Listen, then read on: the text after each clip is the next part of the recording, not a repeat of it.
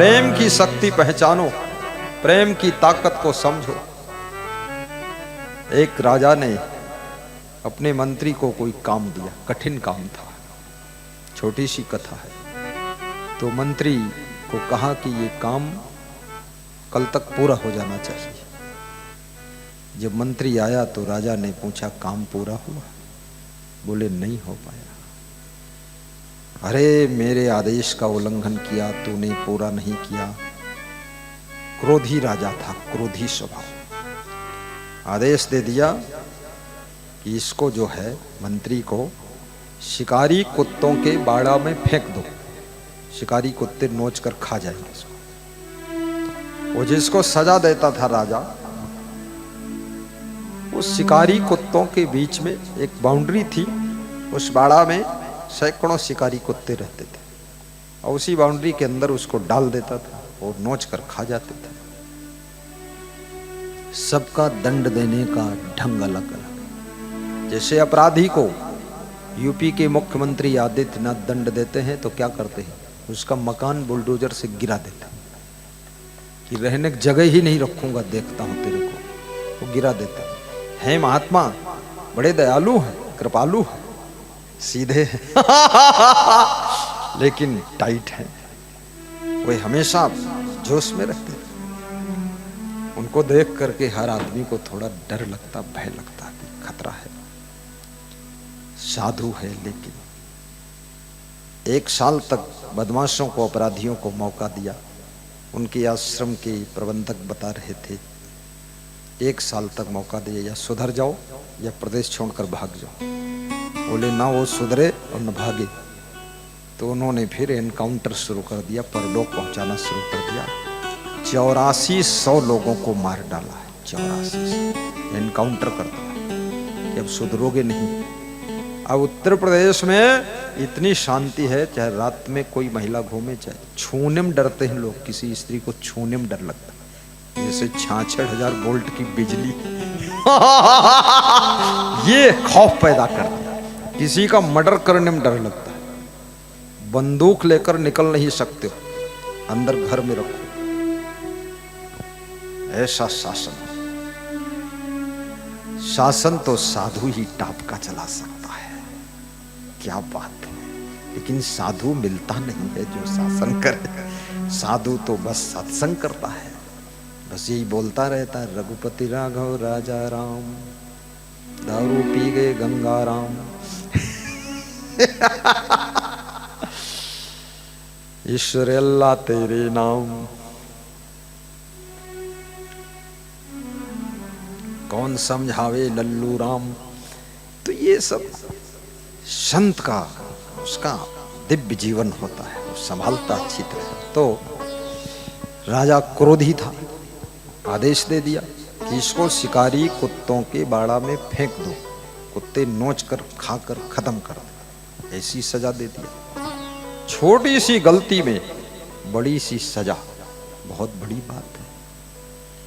कुछ गलतियां ऐसी हैं जिसमें क्षमा भी कर दो, थोड़ा कम सजा दो, एकदम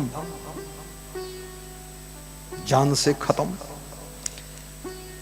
तो मंत्री बोला, बड़ा बुद्धिमान था। मंत्री वही होता जो बुद्धिमान बहुत होता है। उसने कहा, राजा साहब एक नम्र निवेदन है कि आप मुझे 7 दिन का मौका दीजिए। 7 दिन कुत्तों के बाड़ा में मुझको मत फेंकिए, और 7 दिन बाद चाहे सर कलम कर दो, और चाहे कुत्तों के बाड़ा में फेंको, चाहे शेर के बाड़ा में फेंक दो, चाहे आप तलवार से मार दो, लेकिन 7 दिन टाइम दीजिए। बोले तू भाग जाएगा कहीं तो पुलिस लगा दीजिए हमारे घर के पास, कहीं नहीं जाऊंगा। 7 दिन का मौका दिया। बंद बैर पर नारी संग न्याय में कीजिए देर, भोजन दान सुकर्म में ना ही लगाई बेर। सोचिए, कोई न्याय करना है, डिसीजन लेना है, देर लगाना चाहिए।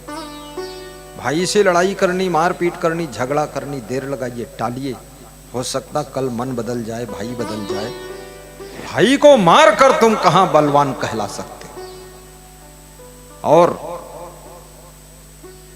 किसी स्त्री की तरफ मन आकर्षित हुआ है, किसी पुरुष की तरफ मन आकर्षित हुआ है, थोड़ा टाइम आउट करिए कि हो सकता इस पाप से बच जाएगा। बंद वैर पर नार संग न्याय में कीजिए देर, भोजन दान सुकर्म में ना ही लगाई बेर।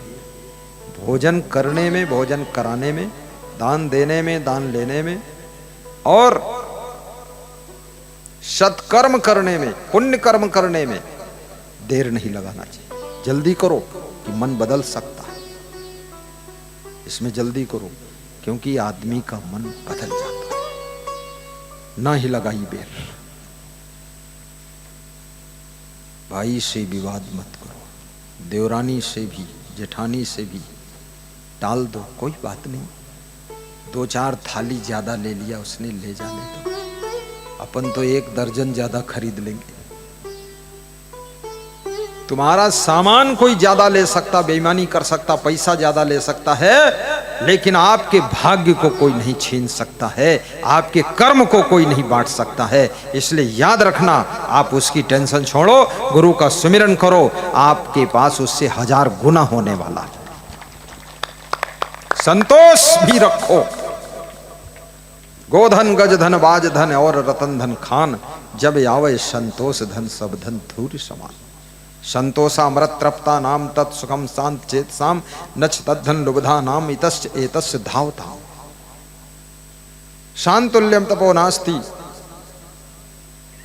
न तृष्णाया परो व्याधि, नच धर्मो दया समा, न संतोषा, संतोष से बड़ा सुख नहीं।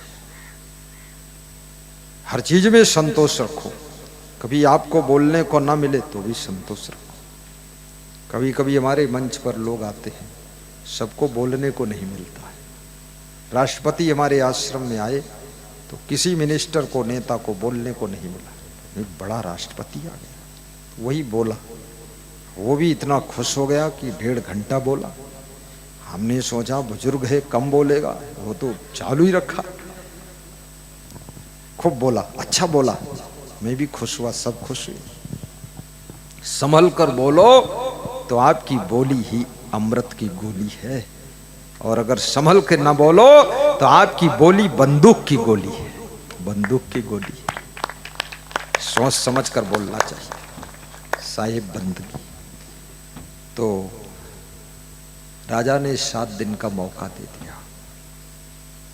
7 दिन के बाद वो मंत्री आया, राजा के सामने पेश हुआ। राजा ने कहा, इसको उठा लो सिपाहियों और शिकारी कुत्तों के बाड़ा में फेंक दो। शिकारी कुत्तों के बाड़ा में फेंकने के लिए ले गए। वो हंस रहा है, मंत्री हंस रहा है, फेंको। और फेंका और शिकारी कुत्ते झपटे तो फेंकने वाले सिपाही खुश हुए कि अब इसको नोच कर खत्म कर देंगे 2 मिनट में।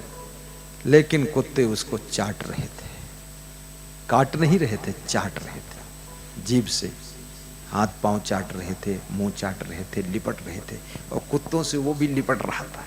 अरे बोले यार ये क्या हुआ लपट, ये शिकारी कुत्ते 1 मिनट में मार देते हैं, गला काट देते हैं, ये इसको चाट रहे, काट ही नहीं रहे, ये हुआ क्या। खूब चाटा, उसने भी कुत्तों को प्रेम किया, गलभैया डाला, गले से लगा। कुत्ते सब कूं कूं करते थे, बड़े खुश थे। तो सिपाहियों ने सूचना भेजी राजा के पास कि राजा साहब वो शिकारी कुत्ते उस मंत्री को काट नहीं रहे। तो बोले क्या कर रहे हैं? बोले उसको चाट रहे हैं। अरे चाट रहे, ये कैसे कुत्ते, ये भी इतने मेरे साथ में धोगलापना करते हैं कुत्ते, इसको खा जाना चाहिए, इनको खाने के लिए रखा हूं कि चाटने के लिए रखा हूं, काट देना चाहिए। नहीं काटा, चाटा, काटा नहीं, प्रेम किया। तो मजबूरी में फिर उस मंत्री को बाहर निकाला गया, क्योंकि जब काटा ही नहीं उसी में पड़ा था। राजा ने पूछा, तू ये बता तेरे को काटा क्यों नहीं, तेरे को मारकर खा क्यों नहीं गया? उसने कहा मैं कबीरपंथी भक्त हूं, 2.5 अक्षर प्रेम का पढ़े सो पंडित हो। बोले प्रेम का पंडित पढ़ा तू? बोले कैसे? कहा जो 7 दिन का मैंने मौका मांगा था, वो 7 दिनों में मैंने कुछ और नहीं किया। मैंने 7 दिन का टाइम इन कुत्तों के बीच में गुजारा। इनको कभी बिस्कुट खिलाता था, कभी डबल रोटी, कभी ब्रेड रोटी, और कभी दूध पिलाता था और कभी इनके लिए कोई और नाश्ता। तो ये कुत्तों से मेरा प्रेम हो गया। मेरे प्रेम में दीवाने कुत्ते मुझे काट नहीं रहे थे, चाट रहे थे। याद रखना, प्रेम की ताकत शिकारी कुत्तों को भी दोस्त बना देती है। प्रेम की ताकत है जो रीछ भालू बानर भी भगवान के भक्त बन जाते हैं। प्रेम की ही ताकत है जो दौसा में आकर के हम जैसा संत झोपड़ी में रहता है, भक्तों के यहाँ रहता है, दाल रोटी खाता है और मुश्क कराता है और वहां तक टहलने भी जाता है। हाँ, जय। शबरी के प्रेम में राम शबरी की कुटिया में गए थे कि नहीं गए थे बताइए? गए थे। बस शबरी की कुटिया तो फूस की झोपड़ी थी और राम फूल कमलाबाई के प्रेम में ये गुरुदेव आए हैं। वो फूस की कुटिया नहीं है ना, वहां शबरी की बेर नहीं है ना, वो तो सीमेंट की कुटिया महल है। सुंदर मकान 2 मंजिल का और बहुत सुंदर लेट बाथ, नया ताजा कंप्लीट वीआईपी। और पानी इतना कुछ पूछो मत, कम से कम साधुओं ने 1000 कपड़ा तो धो ही लिया उसमें। और खाने पीने के लिए सब्जी दाल चावल दूध घी शक्कर सब फुल। शबरी ने बेर खिलाया था राम को, उन्होंने हमको सेव फल खिलाया है और बहुत सुंदर सेवा किया है। लेकिन शबरी के प्रेम में राम गए थे और राम फूल के पेड़ में प्रेम में गुरुदेव आए हैं। याद रखना, प्रेम की शक्ति है। प्रेम मामा भूले गुरुदेव राम फूल की कुटिया माँ। प्रेम मामा भूले गुरुदेव राम फूल की कुटिया माँ। भक्ति माँ भूले भगवान हो शबरी के घर माँ। भक्ति माँ भूले भगवान हो शबरी के घर माँ। शबरी के घर माँ हो शबरी के घर माँ। राम फूल के घर माँ हो राम फूल के घर माँ। भक्ति माँ भूले गुरुदेव दौसा जिला माँ। भक्ति माँ भूले गुरुदेव दौसा जिला माँ। बहुत सुख मिला दौसा में, बड़ा आनंद आया। हम बहुत खुश हैं, महा खुश, क्योंकि जिस परिवार में हम आए उस परिवार का बहुत प्रेम मिला है। 5 भाइयों का प्रेम है, 5 बहुओं का प्रेम है। मैं किसी बहू के पास बैठा नहीं अभी तक, लेकिन प्रेम तो ऐसी चीज है ना, सूरज इतनी दूर है उससे भी लोग प्रेम कर लेते हैं, उससे भी प्रेम कर लेते हैं। प्रेम दूरियों को मिटा देता है, प्रेम निकटता को बढ़ा देता है। कबीर साहब ने प्रेम की बात कही है, ओ थी पड़ी पड़ी जग मुआ पंडित हुआ न कोई। 2.5 अक्षर प्रेम का पढ़े सो पंडित होय। प्रेम के 2.5 अक्षर। प्रेम से शेर को बस में किया जाता है। प्रेम से अपने पति को भी बस में कीजिए, अपनी पत्नी को बस में कीजिए। प्रेम एक रस्सी है, प्रेम एक जंजीर है जिसमें किसी को भी बांधा जा सकता है। जब प्रेम टूट जाता है तो आदमी दौसा से कोटा शहर की ओर भाग जाता है, और प्रेम जब जुड़ जाता है तो बंबई से भी काली खाड़ में आकर तुम्हें गले लग जाता है मनुष्य। इसलिए मैं स्त्रियों से भी निवेदन करूंगा, प्रेम की सरिता बनो, प्रेम की नदी बनो और अपने पूरे परिवार को प्रेम में डुबा कर रखो। पुरुषों से भी निवेदन करेगी व्यास गादी कि प्रेम को निभाना सीखो, प्रेम को करना सीखो, प्रेम की कीमत पहचानना सीखो। प्रेम टूटता कैसे है? मनमानी करने से। प्रेम टूटता कैसे है? गंदी आदतों में फंसने से। प्रेम टूटता कैसे है? आलस्य करने से। प्रेम टूटता कैसे है? कमजोर कैसे होता है? नशा दुर्व्यसन करने से। प्रेम कैसे डगमगाता है? याद रखना, जब तुम इंद्रियों के गुलाम हो जाते हो तो तुम्हारा प्रेम डगमगाने लगता है। प्रेम संयम नियम की सड़क पर ही सुरक्षित रहता है। प्रेम त्याग को मांगता है। प्रेम त्याग का भूखा है। जब आप अपने परिवार के लिए कुछ त्याग करते हो तो परिवार तुमसे प्रेम करता है, और परिवार के लोग आपके लिए कुछ त्याग करते हैं तो आप परिवार से प्रेम करते हो। प्रेम की जान त्याग में है। जहां त्याग कमजोर हो जाता है वहां प्रेम कमजोर हो जाता है। आपका पति जयपुर से आ रहा है, तुम दरवाजा नहीं खोल रही हो, वो खटखटाता है, खड़ा है। लखनऊ में एक सज्जन कह रहे थे, रात में 11 बजे पहुंचे घर, दरवाजा खटखटाया, पत्नी ने खोला ही नहीं। हमने कहा फिर क्या हुआ? बोले बाहर पड़े रहे और क्या हुआ? तो हमने कहा सुबह क्या हुआ? बोले सुबह लड़ाई हुई। फिर अब जिस पत्नी का पति बाहर गया हो वो बेहोश कैसे सो सकती है? अगर प्रेम होगा मोबाइल लगाएगी, फोन करेगी, पूछेगी कहां पहुंचे।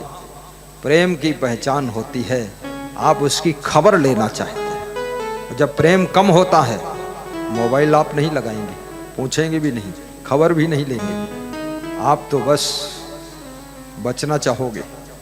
इसलिए प्रेम बढ़ाइए, हाल चाल भी पूछिए और दरवाजा खोलने के लिए पहले से तैयार रहिए। मैं तो अपने आश्रम में जाता हूँ, 12 बजे रात पहुँचूँ, 1 बजे पहुँचूँ, सब संत प्रेम से मिलने के लिए गाड़ी के पास आ जाते हैं।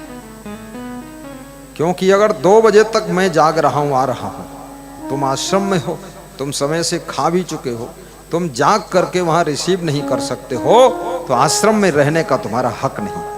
थोड़े दिन तुम रह सकते हो, उसके बाद तुमको निकलना पड़ेगा यहाँ से, कोई दूसरी जगह ढूंढना पड़ेगा। ऐसे मक्कारों की, यहाँ गद्दारों की जरूरत ही नहीं। यहाँ तो वफादार लोग चाहिए, बेवफा का कोई स्थान नहीं। याद रखना, कभी कभी प्रेमी के लिए जागना भी पड़ता है। आपकी वाइफ बीमार है, उसके लिए जागो, रात में जाग कर इलाज कराइए, उसका ट्रीटमेंट कराइए। बच्चा बीमार है, उसके प्रेम में जागिए, भागिए, सब व्यवस्था करिए। प्रेम निभाने का नाम है और प्रेम सहने का नाम है। इसलिए मन को सहनशील बनाइए, प्रेमी बनिए, मंगल भवन बनाइए, अपने घर को दंगल भवन मत बनाइए। मुद मंगलमय संत समाजू, जो जग जंगम तीरथ राजू।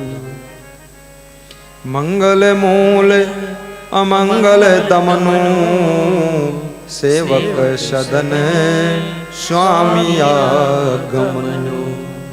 मंगल मूल अमंगल दमनु, सेवक सदन स्वामी आगमनु।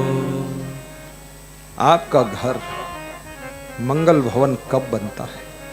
याद रखना, जब आपके घर में मंगल भक्ति होती है, मंगल बेला सत्संग की होती है, जब आपके घर में मंगलमय विचार होते हैं, मंगलमय जीवन होता है और मंगलमय आचरण होता है, तो आपका घर मंगल भवन बनता है, फिर अमंगल दूर हो जाता है।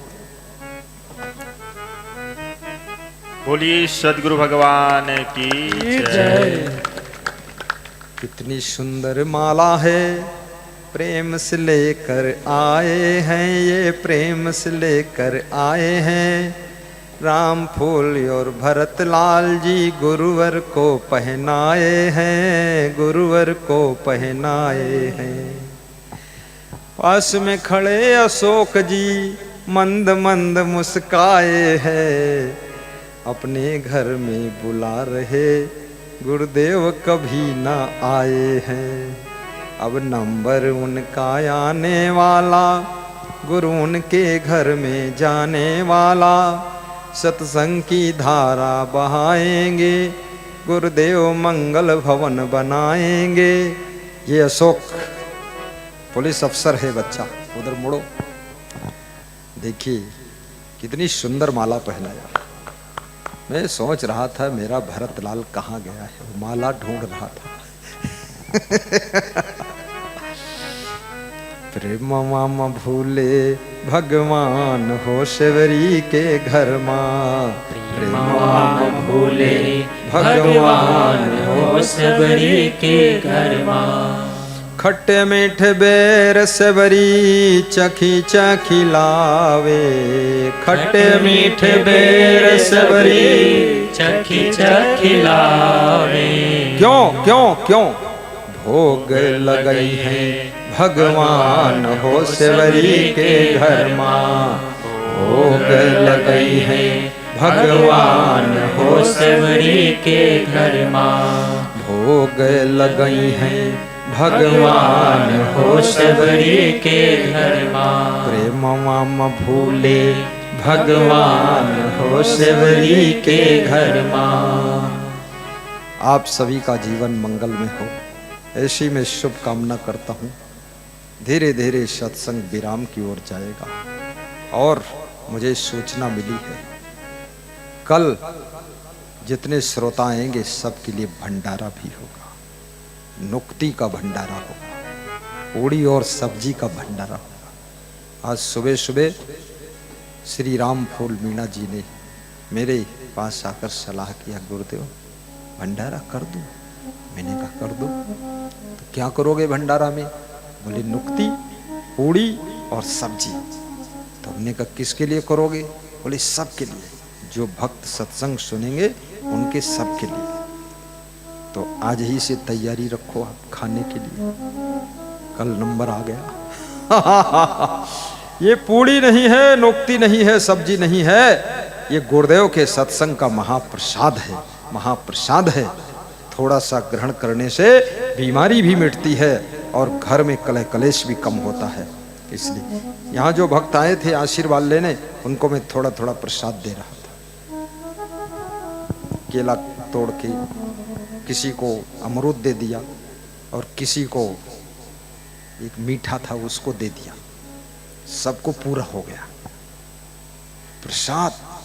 गुरु की दृष्टि जिस पे पड़ गई और गुरु ने स्पर्श कर लिया, उसमें बहुत बड़ी शक्ति आ जाती है, बहुत बड़ी शक्ति आ जाती है।